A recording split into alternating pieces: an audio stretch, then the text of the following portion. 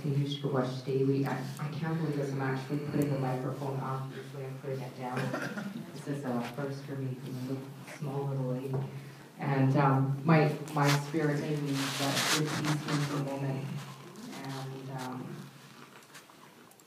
And I'm also from the Bear Clan, and so I have this strong need to protect, and especially against acts of social injustice. So I'm just, and I really mean that. It's very deep for me. So I'm going to start out talking about, I wrote a bit of notes, not really notes, it's just, you know, I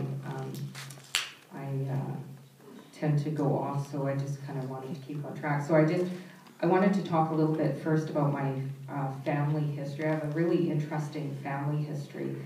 I'm biracial, bicultural. I come from an interracial, bicultural, bispiritual family.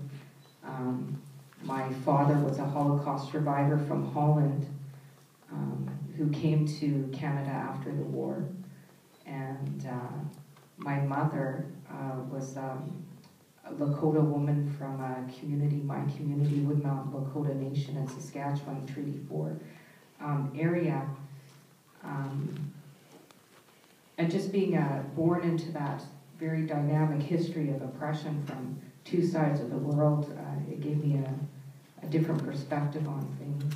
So I'm just going to tell you a little bit about my parents, because we talk about our ancestors, and for me, talk about people that you learn from or learn value from. My parents were just, my parents are deceased now, but my parents were very instrumental in kind of,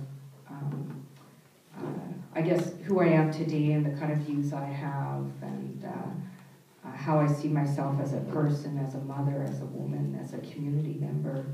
But my father, he was about 3 years old when the war broke out in Holland, and my grandparents at the time, they met as a family, and they decided to put my father in hiding. The rest of my family decided to keep their children, and my father was the only surviving child on both sides of the family.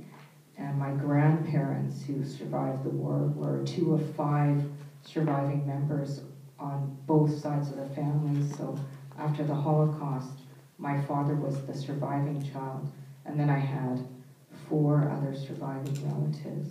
So the fact that I'm even here today is a miracle.